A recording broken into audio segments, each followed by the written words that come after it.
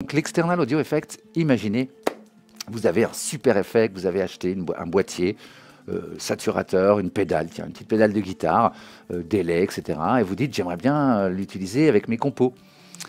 Vous comprenez bien que la problématique, ce serait qu'il faudrait, alors, quoi qu'il arrive, il vous faut une carte son, ou en tout cas, oui, enfin une carte son qui vous permet de sortir le son de live, le son de la piste par exemple, vous voulez traiter votre voix ou un synthé que vous avez composé dans live, c'est plus simple.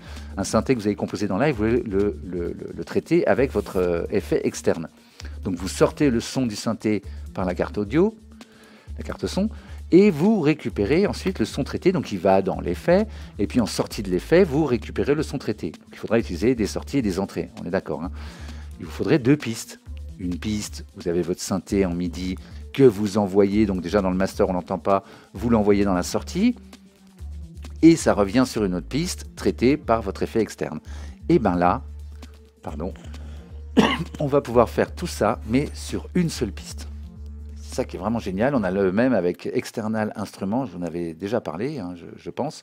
Donc effectivement, on va aller dans les Utilities, on va aller chercher l'external instrument. Alors c'est pas dans les Utilities, bien joué. Je ne sais plus d'ailleurs, je ne sais plus où est-ce qu'il est celui-ci. Alors on va désélectionner et on va aller le chercher directement.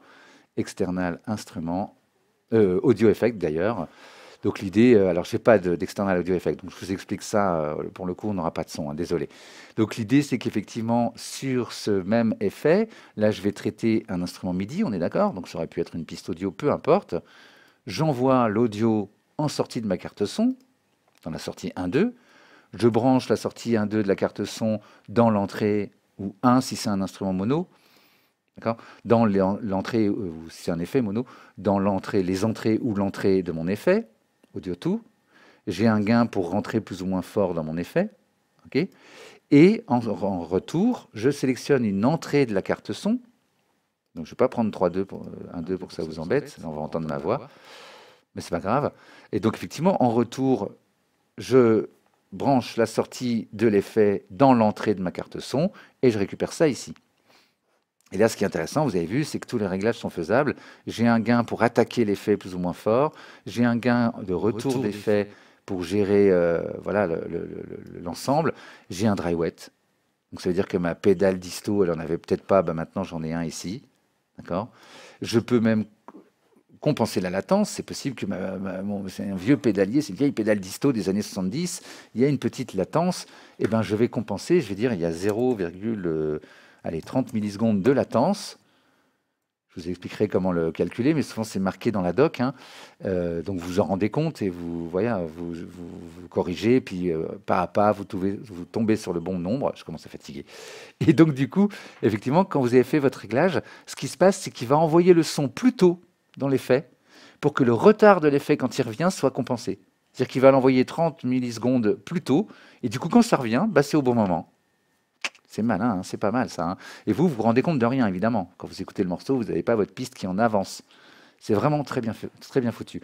Bien sûr, on peut inverser la phase. Je vous ai expliqué tout à l'heure que si on avait le même son qui commence par monter, et puis on a remis le son dedans, mais ça commence par descendre, ça va s'annuler, plus de son. Donc du coup, en inversant la phase, si d'un coup on a une perte de son, on peut essayer ce bouton, ça peut régler le problème. Et voilà. Vous avez vu, ça peut être en sample ou en millisecondes, le hardware latency. Et du coup, vous pouvez utiliser vos effets externes. L'instrument externe va fonctionner pareil, on envoie du MIDI, c'est la seule petite subtilité, et on reçoit de l'audio, mais sur un seul module.